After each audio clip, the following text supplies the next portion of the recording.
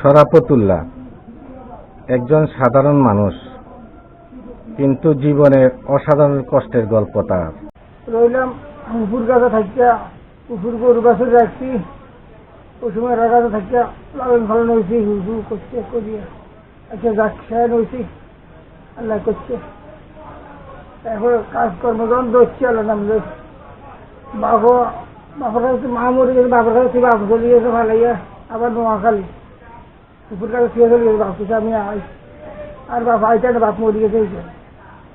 তখন কিভাবে চলতাম আল্লাহ, হুফু একটা লালন ফালন করছে, আজ হুফু না দুদিন মরে গেছে।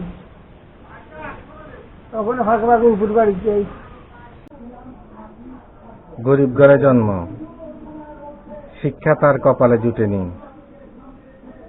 জীবনের শুরু থেকে দিন মজুরে কাজ করে, বুড়ে উঠে খেটে গেছে পরিবারের মুখে এক মুঠো ভাত তুলে দিতে। 6 সন্তানের জনক শরাফত।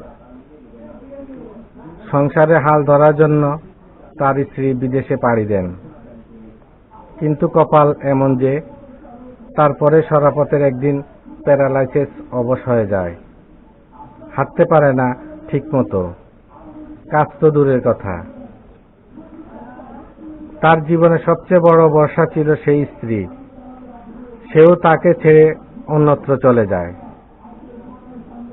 বড় ছেলে বিয়ে করে নিজ জীবন নিয়ে ব্যস্ত, আর শরাফতুল্লাহ পড়ে থাকেন ঘরে, কাঁধে ছোট সন্তানের দায়িত্ব আর বুক ভরা হাহাকার।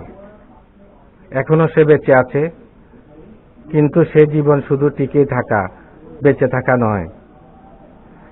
আচ্ছা, আপনার নামটা কি? আমার নাম হলো মোহাম্মদ শরাফতুল্লাহ। আপনি জন্ম কোনানে? জন্ম নোয়াখালী। নোয়াখালীতে। জি। এই দেশে আইছেন কত বছর হয়েছে? দেশে আসতে পারে না, 19-20 বছর হয়ে গেছে। আপনার পরিবারের সদস্য কয়জন? 6 জন। আমরা পরিবারের সদস্য আসলাম, আর আমার 6 জন। এখন আপনার এই যে অসুখ হয়েছে, যে কতদিন আগে এই অসুখটা হয়েছে? 7-8 বছর হয়েছে। এখন চলেন কিভাবে? আল্লাহ এমনি মানুষের কিছু সহযোগিতা করা হয়েছে, এই গরিতে দিয়ে চলি।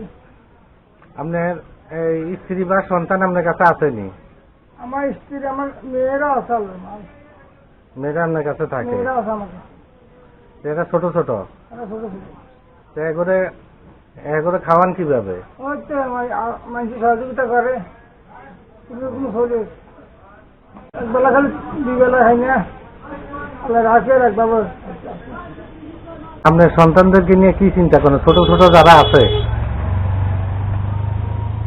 কিতা চিন্তা করবো আর কেমনে চলবো, কেমনে খালি চিন্তা করবো। কয়দিন আর এই গল্প শুধু শরাফতের না, এমন হাজারো মানুষের গল্প যারা নিঃশব্দে বয়ে চলেছে জীবনের বোঝা। কেউ দেখে না, কেউ শুনে না, কিন্তু তারা আছে, তারা বেঁচে আছেন আমাদের পাশেই, আমাদের সমাজে।